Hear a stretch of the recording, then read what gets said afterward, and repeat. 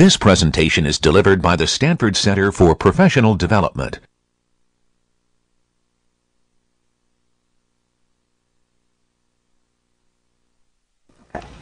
So we've seen vector, grid, stack, and queue, which is what we were doing on Friday. And these form the group we call the sequential containers, where they're storing and retrieving things on the basis of sequence. You place things LIFO into the stack, last in, first out, right? You put things in the vector by index, right? Retrieve by index, right? There's a sequence, right, that's being maintained behind the scenes to store and retrieve the data. All of these containers have the property that they don't really examine your elements, they just store them. So you can put things into a stack, but it never really looks at them. It never looks at the strings you put in or the students that you put in the vector. It just holds on to it, and then when asked to give you something back by an NQ, a DQ operation or a get-at or something like that, it retrieves what you earlier placed there. These are not very fancy, right? They do things that are very useful, but the bang for the buck is, mostly in terms of just modeling a particular behavior like the stack and the queue, and then allowing you to kind of use it easily without error. The associative containers, which is what map and set belong to, are the ones where you're really getting a lot of power out of them, where they do something that actually is hard or inconvenient or inefficient for you to do manually. They're not about sequencing, right? They're about relationships. And so the set is a little bit like a vector in the sense that it's a collection of things without duplication, but has fast operations for checking membership, adding things, removing things, checking to see if something's in the set, in a way that the vector, right, you'd end up kind of trudging through it to see, well, do I already have this value in here? There's no easy way to do that with the vector as it stands. And so set gives you this kind of fast access for, is this in the set, is it not? As well as a bunch of operations allow you to do high-level combinations, like take this set and union it with another, or intersect it, or subtract this one from that, and get the mathematical properties of sets expressed in code. The map, even fancier in some sense, is a key-value pairing that you want to be able to do some kind of lookup by key. I want to have a license plate number, and I want to know what car that's assigned to and what its make and model and owner is. The map is exactly the thing you want for that, where you have some sort of key, some sort of tag or identifying ID that you want to associate some larger thing with, or some other thing with for that matter, and be able to look that up and make that pairing and retrieve that pairing information quickly. Both of these are designed for very efficient access. It's going to be possible to do these lookups and additions and combinations in much faster than you would be able to do if you were doing it manually. We're going to peek under the hood in a couple weeks and see how that implementation works out and why.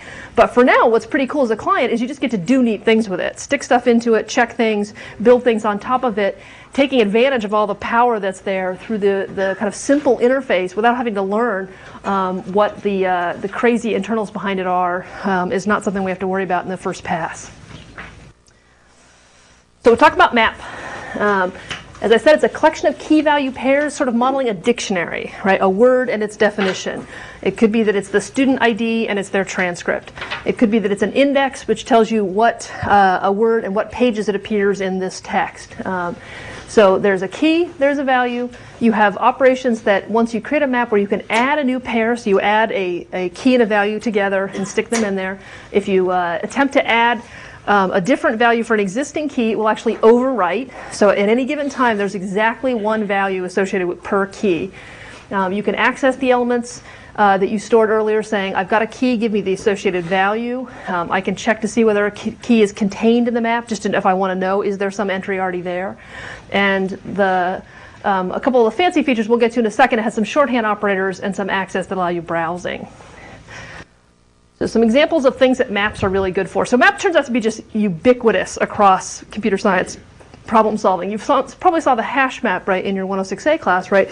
And you got a little bit of work out of that toward the end of the quarter. This guy, there's just 1,000 uses, right, for which a map is a great tool. So a dictionary is an obvious one, right? A thesaurus, right, where you have a word mapped to its synonyms. The DMV, right, which has license plate tags that tell you the 3 cars I've owned in my life and what their license plate numbers were. Any sort of thing that looks like that fits in the maps goal. So let's take a look at what the interface actually looks like. This is a little bit simplified. I removed a couple of advanced features I'm going to get to in a second. The class name is map. It's templatized on the value type. If you look at the add operation, it takes a string type for the key and a value type for the value, and that means that the map is templatized on only one of the half of the pair. That the pair is always a key, which is a string, mapped to some other thing, whether it's a student structure or a vector of synonyms or a string which represents the definition, right? That value type can vary based on what the client chooses to fill in the template parameter with, but the keys are always strings. I'll kind of get to why that is a little bit later, but just to note it while we're here. So things like remove and contains key and get value that all operate on a key always take a string, and then what they return or access is templatized by this value type. So there's one little thing to need to know a little about how the interface works, right? When you create a map, it is empty. It has no pairs. If you ask it for the size, it tells you the number of pairs in it. If you ever add something to a key that was already present, so if earlier I'd said Julie's phone number is this, and then I later went in and tried to add under Julie another phone number, it will replace. So there will not be two entries for Julie, right? There's always exactly one. So add sometimes is incrementing the size, and other times, right, the size will be unchanged, but we'll have overwritten some previous pair. Remove. If there was a matching value, we'll decrement the size. If actually there wasn't a matching entry, it makes no changes. Contains key can tell you whether something's in there. And then get value has a little bit of a quirk in its interface that you'll need to be aware of. If you ask it to retrieve a key that doesn't exist, right, it's got a little bit of a problem there. If you say, give me the phone number for Julie, it's supposed to return to you the previously associated value, something of value type. Well, if you ask it to get a value for something and there was no pair that matched that, it has a little bit of a conundrum about what to return, right? If, for example, if this table were storing, numbers, maybe you were storing the, latitude and longitude of a city. Well, if you asked it to return, the value for a city it doesn't know about, what is it supposed to return? Like, what is the default, some sort of sentinel value that says no latitude, no longitude, right? It's like, well, what is that, right? If you were getting strings, if you had definitions, you might return the empty string, right? If you were returning numbers, it might be that what you want to return was 0 or -1. There is not for all types of values, right, some clear identifiable sentinel that would be appropriate to return. So what happens actually in get value is if you ask it to retrieve a value for something that doesn't exist, it throws an error, right? There is no other sensible return value it knows of, and so it treats it actually as a drastic situation. That means that if you are probing the table for something that you traditionally want to be checking contains key if you're not positive that it's already in there. If you do know, it's fine to go ahead and get value through, but if you are querying it, it's a two-step process to verify it's there before you go get it. So I got a little bit of code. I'm going to go actually just type this code rather than show it to you pre-written, because I think it's easier to learn something from when I actually type it. So I'm going to go ahead and just show you. So what I have here is a little bit of code I wrote before you got here, which is just designed to take a particular input text file and break it apart using stream extraction into words, right? In this case, tokens that are separated by white space using the default stream extraction. So it has a while true loop, right, that keeps reading until it fails, and then in this case it just prints them back out.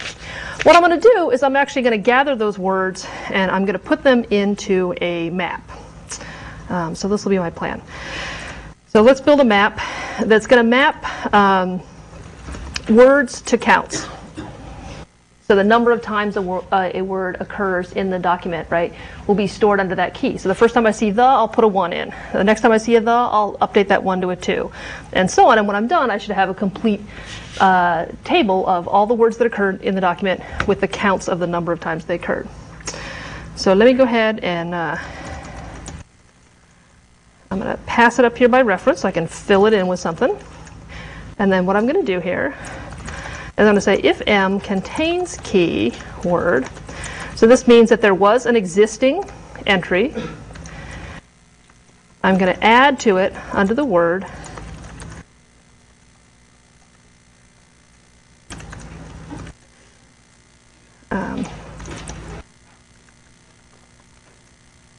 okay. Let's take a look what we did here.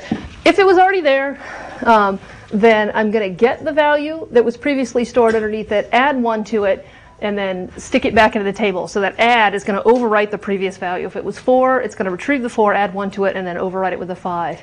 In the case where it didn't contain that key, so there has no occurrence of this has been seen yet, right, we go ahead and establish a new entry in the table using m.add of the word with the count 1. question? Yeah. If you try the remove member function and there's no value there, does it also throw an error? It does not, actually. So remove can actually, partly it has to do with a little bit about, well, can you do something reasonable in that case? And remove in this case can say, well, there's nothing to remove, right? Get value just can't do anything reasonable. It's supposed to return you something, right? And it's like, well, there's nothing to return. I can't make it up. And that's why that's considered a more drastic situation. Question? You passed the map on the wrong line. The map on the wrong line. Oh, yeah, you're right. I totally did. Thank you very much. That was going to give me quite an error when I got there. There we go. Let's fix that. Okay, thank you very much. And so then maybe when I'm done, I could say num unique words and then m.size. So if we let this guy go, it's going to complain all over the place because it says, what's this map of which you speak? And I will tell it, here's a header file you'd like to hear. Okay, so there were 512 unique words in this document. You know, just it's the text of some handout we had earlier that I just took and put in a text file. So this shows kind of the basic usage pattern, right? Will typically be, oh, I'm sticking stuff in there and then potentially updating and changing, right? And then I, in this case, was using a count at the end. I'm going to note one funky little thing about the map while I'm here, because map has a shorthand access that allows you to retrieve the value associated with a key using a syntax that looks a little bit bizarre, but it's kind of becoming common, is to, instead of saying m.getValueWord, that you say m of square brackets of word. So that looks a little bit like an array access, and the first time I saw this, I have to say I was just shocked, and I thought, oh my god, what an abuse of the notational system, but it has become so ubiquitous in sort of languages now that I actually don't consider it so frightening anymore. It's basically saying, like, reach into the table, and instead of using an index to identify which element you're using a key, and it's saying, reach into the bucket that's tagged with this index and get the value back out. So this is effectively an m.getValue. Of word, but using this syntax.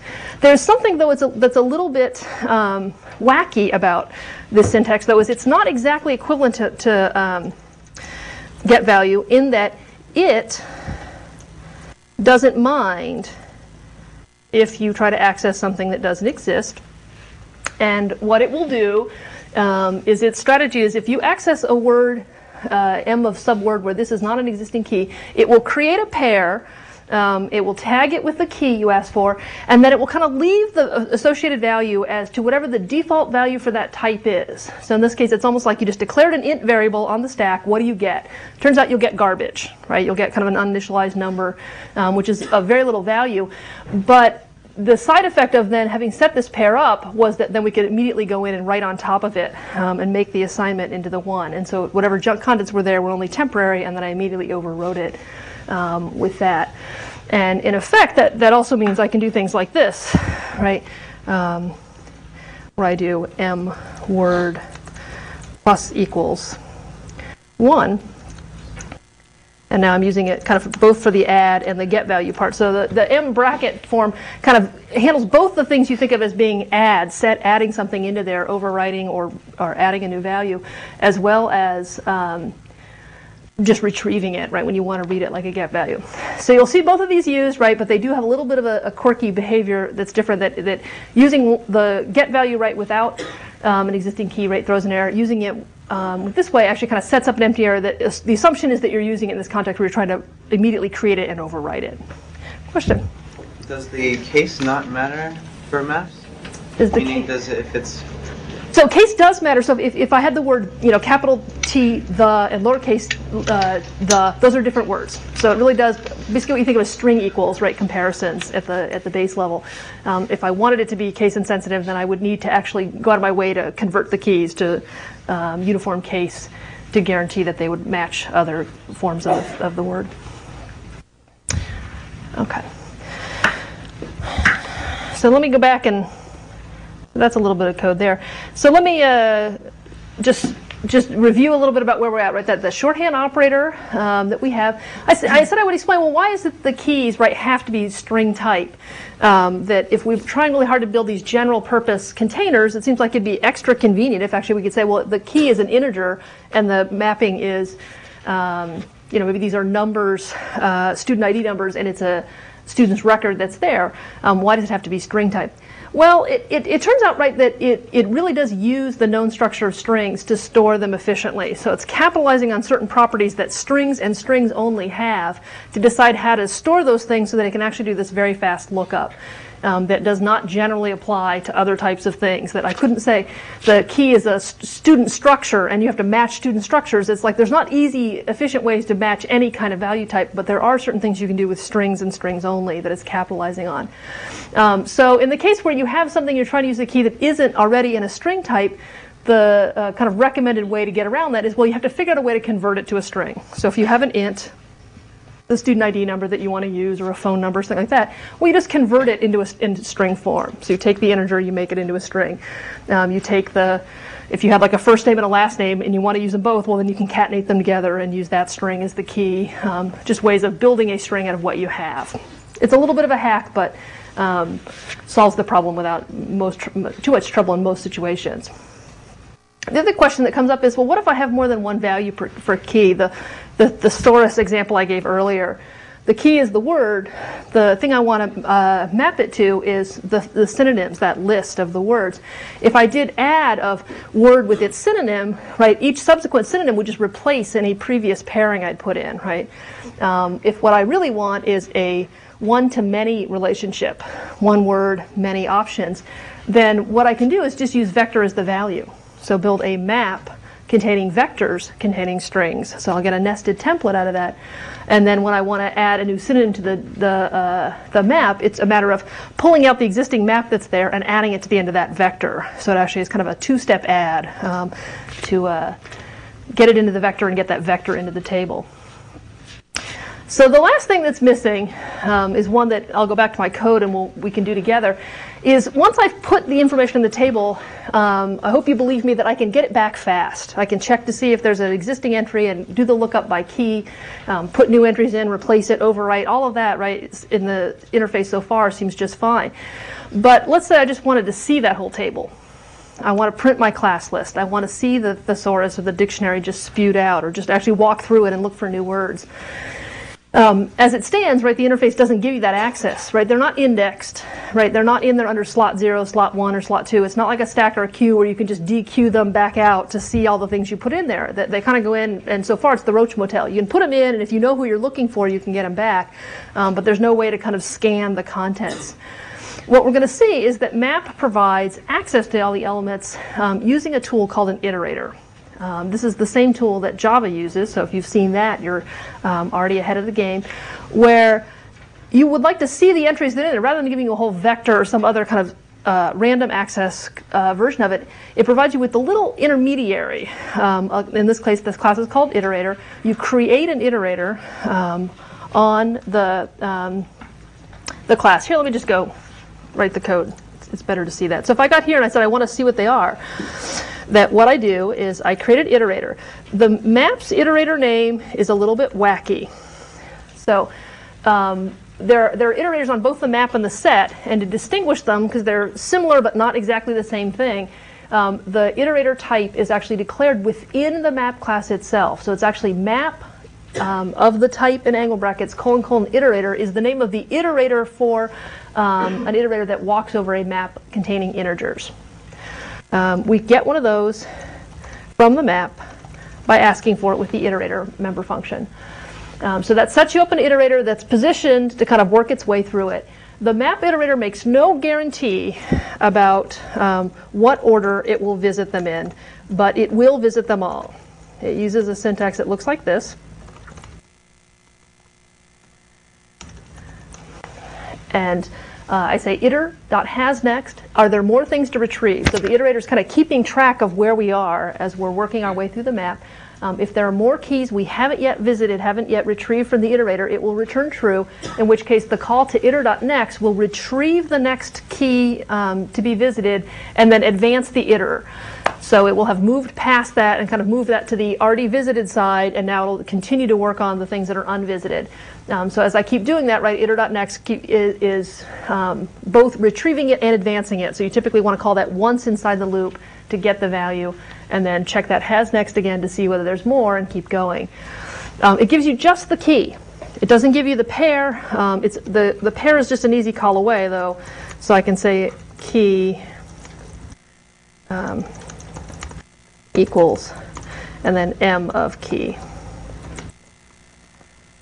And so using the shorthand syntax or the get value, right? Either way, once I have a key, it's very easy to look at the value. In fact, it's so efficient, it means there's actually really no harm in just getting the key and going back in to get the value separately. It still works out just fine.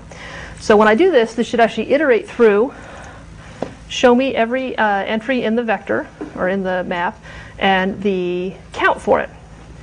And so one thing I will note is that the sequence by which it's traveling through seems to be effectively random.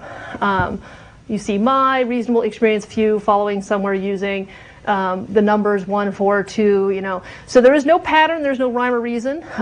It turns out it is actually internally doing something kind of sensible, but it does not guarantee, as for the iterator, anything predictable to you about which sequence it will visit them in. It says, I will get them all before it's all done and said, but don't count on seeing them in alphabetical order, reverse alphabetical order, or in order of increasing value or anything clever like that. It will get to them all. That's all you can be sure of.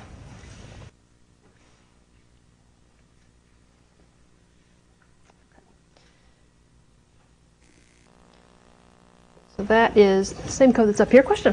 So on the previous page, the previous slide, you mentioned something about synonyms.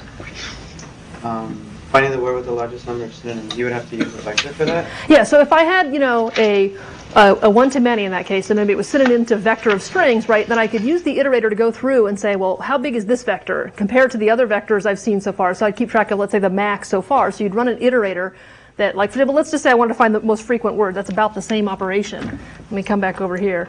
If I just want to see the most frequent, I could do this.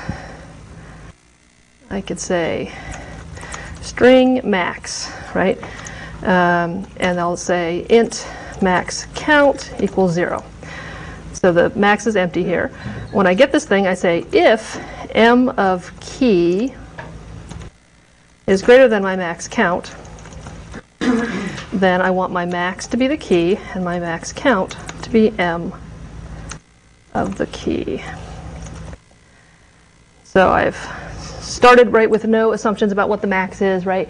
And anytime I see something that's greater than the max I have so far, I update that. And so if this were a vector, I would be checking to see that the size of the value was bigger than the size of the previous vector. When I'm done, I can say max equals max count.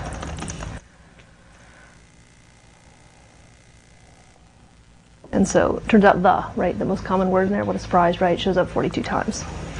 So the same sort of access right would be used, if there was some other thing I want to do. So what the iterator is just giving us is a general purpose way of walking through all the values. And then what you want to do with them when you get there, is your business. You want to print them, you want to put them in a file, you want to compare them to find the top two or the smallest or the biggest or the whatever is, up to you. So it's just giving you access to that data that you stuck in there and get it back out.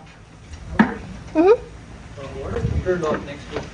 So iter.next is think of it as an abstraction, right? The idea is that it's almost like it's got a little pointer, right? And it's kind of just like if I were in charge of kind of walking through this class and returning each student, right? It is a pointer that given a certain student will return you the student I'm currently pointing at, right? And then move to another random student, right? And at any given point when I've done them all, right, that has next returns false. And so next does two things, right? Which is return to you the key that you haven't yet seen, but advances kind of the iterators as a side effect so that you can now test for are there any more, and if so, the next call will return a different one. So every time you call, it returns a new unvisited key in the map until they're all gone.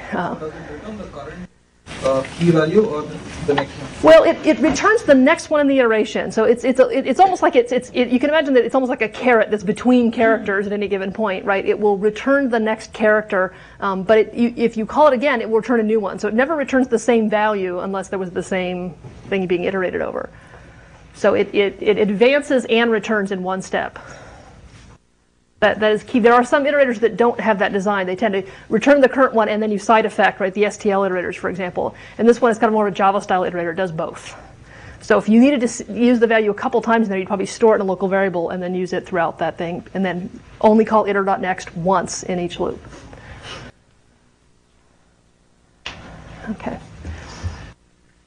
There is an alternate way of doing something to every pair in a map. I'm actually just not going to show it to you because I think actually it's in some sense overkill. So there is something you can read about in handout 14 and look at, which is called the mapping function.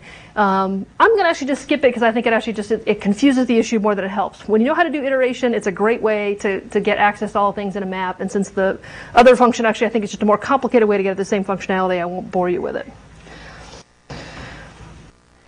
So then let me tell you about set. Once you have set, you've got it all. So map, I think, is the heavy lifter of the class library. The set is kind of a close second best in terms of just everyday utility value. What a set is a little bit like a vector in some ways, but it has the added features that there is no sequencing implied or maintained by it. If you have the set that you've added 3 and 5 to, if you add 5 and 3 in the other order, you end up with the same set when you're done. Those two sets are equal, they have the same content. So it doesn't consider the order of insertion as important at all. It's just about membership. Does it contain these values? There are never any duplicate elements. If you have a set containing 3 and 5 and you attempt to add 3 again, you don't get the set 3, 3, 5, you just get 3, 5. So kind of like the mathematical property that it derives its name from, right? There is just existence. You know, is the member in or not? And adding it again does not change its status if it was already there. So your typical usage is you make an empty set. You can use add, remove, and contain. Stop right on individual elements. Add this one, remove that one. Contains. Remove has the same behavior that it did on the map, which is it kind of silently fails if you ask it to remove something that wasn't there. If you ask add to add something that was already there, it silently doesn't change anything. So both of those operations just kind of quietly deal with cases that might be a little bit unusual. And then contains will give you information about does this member exist in the set. All of those are very efficient. Can be done many times a microsecond without taking any processor time at all. So that means it's very handy for like throwing things into a set and then later wanting to know if it's there, as opposed to walking your way through a vector piecemeal to see if something was there. So, for example, vector doesn't have anything like this. If you want to know if, Julie is in your list of students and you have them in a vector, right? The only way to know is to walk through it sub 1, sub 2, sub 3, until you find it or you run out of entries to check. The contains operation does a blinding fast sort of check and can almost immediately tell you is Julie in there or not, whether your entries are 1,000, a million, a billion. Pretty much immediate access to dig it out. It also offers these high-level operations. And these actually are where sets are particularly valuable, is this idea of unioning, intersecting, subtracting, checking to see whether two sets are equal, so they have all the same members, or whether one is a subset of another, that allow you to model, a lot of times the thing you're trying to take your code to do is something that in the real world needs a subset or an intersect kind of operation, right? You'd like to know if the courses you have taken meet the requirements you need to graduate, right? Well, if the requirements to graduate are a subset of what you take, whether they're a proper subset or not, if they're all in there, right, then you can graduate.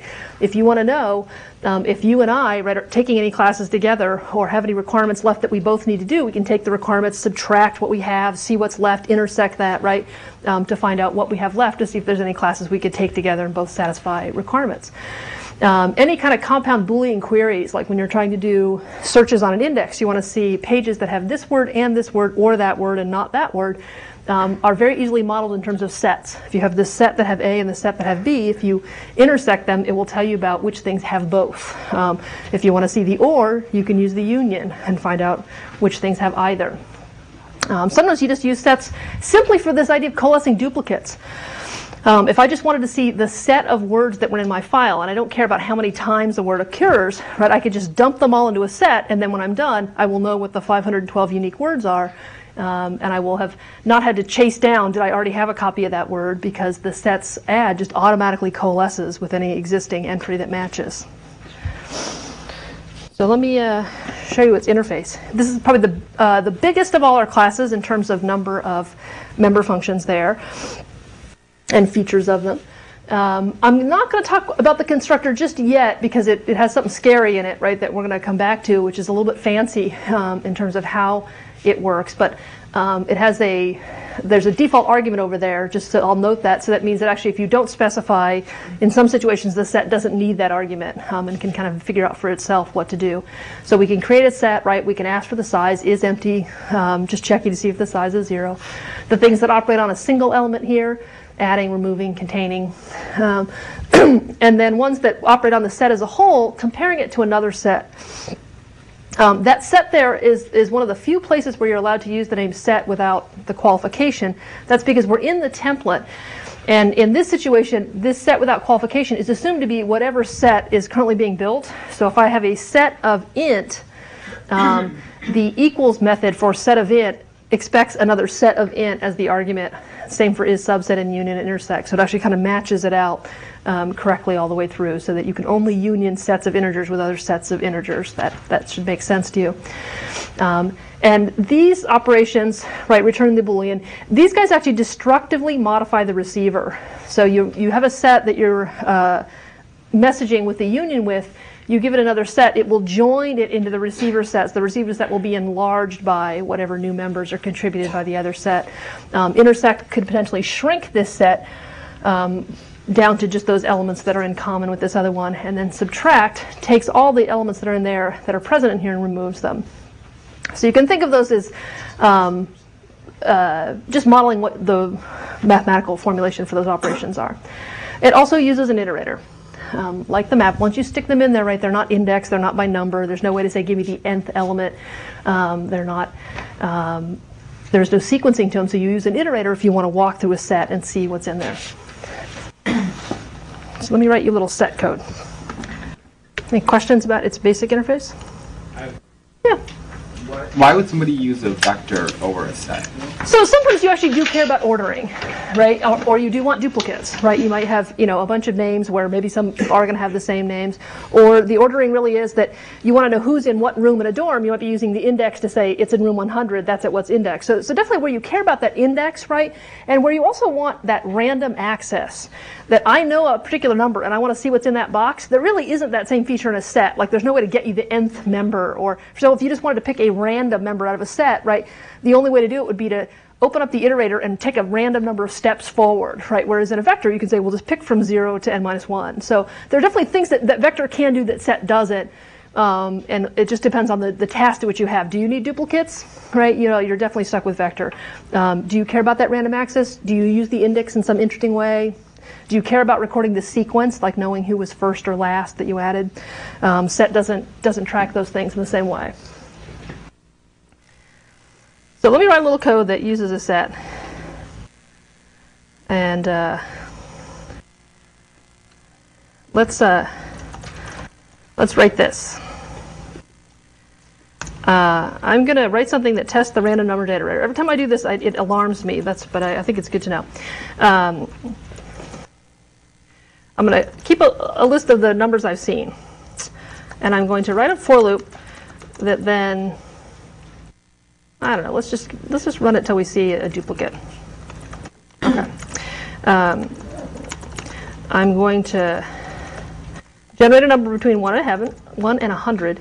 If scene.contains that number, then I'm going to break. But let me do a count. No, that'll be fine. Actually, that'll be fine. Otherwise, I'm going to add it. And then I'm going to print found scene.size before repeat. So what you might be hoping, right, is that if a random number generator was truly random and but still a little bit predictable in this case, if I asked it for the numbers between 1 and 100, you'd like to think it would take about 100 iterations before it would get back to a number it's seen. But certainly, right, given it's random, it's not actually picking and choosing and without replacement, but it's just kind of bopping around in the space 1 to 100, and it may very well light back on a number it's already seen before it would get around to some of the other numbers. So when you run this, you're kind of curious to see, well, what is it like? Let's find out. Every time I do this, I always think, wow, the random number generator really not that random. But we'll see what today says. So I'm including random to get access to random integer. And I'm going to put my set here. And then I'm going to add one called randomize here at the top. Right, that initialize the library, right, so that we have a new random sequence for this particular run, which will allow us to have different results from run to run. Said 23 numbers before repeat. Okay, what if I run it again? 7 before repeat. Let's try it again. 20 before repeat. So showing you a little bit about that. 7 again. 6. Okay, 10. Like, is it ever going to get close to 100? No. So it just tells you that it pops around, but it actually does not. It is pseudo-random, which is one of the words that computer scientists use to say, yeah, don't count on it being really random. I would not run around my casino on the basis of numbers being generated by your average C++ random library. But there you go. So in this case, just using it for containment, right? So that each time through, right, I can add that new number and then check the contains. Both those operations operating very quickly. If I did this instead with a vector, right, I could accomplish the same thing, but it'd just be more manual, right? I'd stick it on the end, and then if I wanted to see if it was there, contains is not an operation vector support, so I'd have to walk through the vector from 0 to the length -1 and try to do the matching myself, right? Which gets slower and slower as the vector gets longer, right? And it's just a hassle to write that code, so having contains around saved us a little bit. If I want to print my set, so why don't I go ahead and just at the bottom show that the iterator gets used on the set. Has the similar kind of formed name as the map. So the iterator, in this case capital I, is a nested class declared within the set. I ask the set to give me its iterator. While there are things left to pull out, then I will pull out it and print it.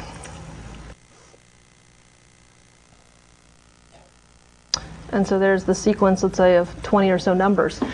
So this highlights something that's a little bit distinctive about the iterator as it applies to the set, is that those numbers, 15, 16, 22, 24, 37, are coming out in increasing order, all the way down to the bottom. And if I run it again, I will get the same effect, but perhaps on a shorter list, right? That the set's iterator is not as kind of unpredictable as the map iterator was. That the set iterator, that in fact, part of how the set is able to supply its operation so efficiently is that internally it is using some notion of sorting.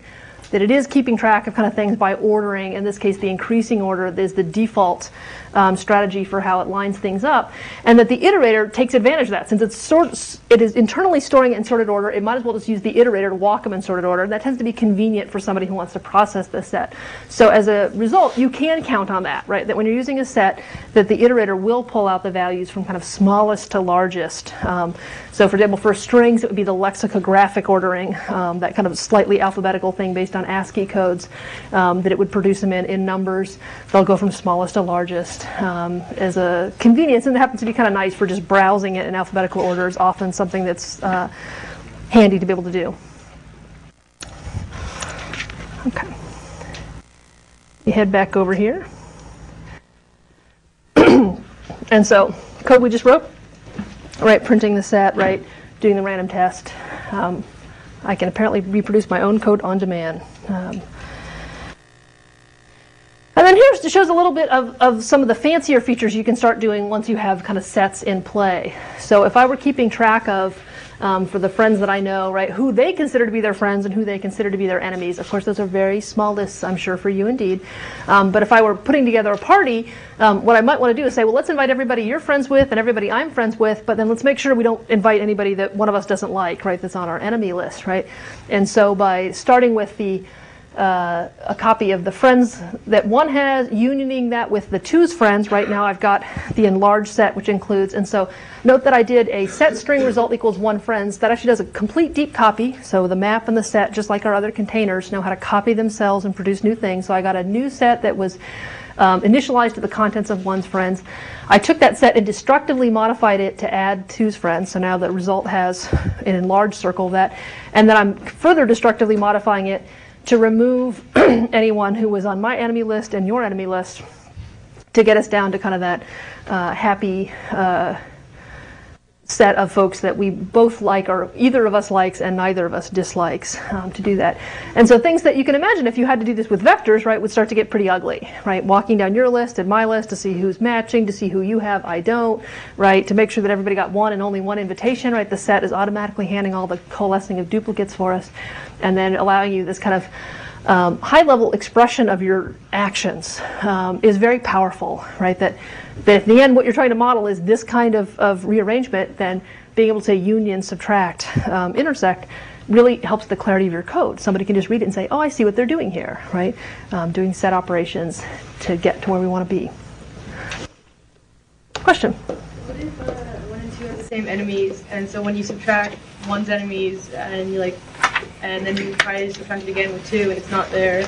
Yeah, so it turns out subtract will say remove these things if they're present. So if you and I have some of the same enemies, after I've removed them from your list, I'll remove them again from my list. Well, it turns out they won't be there, but it doesn't complain. So like the remove operation, if you ask it to subtract some things that aren't there, it doesn't get upset about it. It just skips over them basically.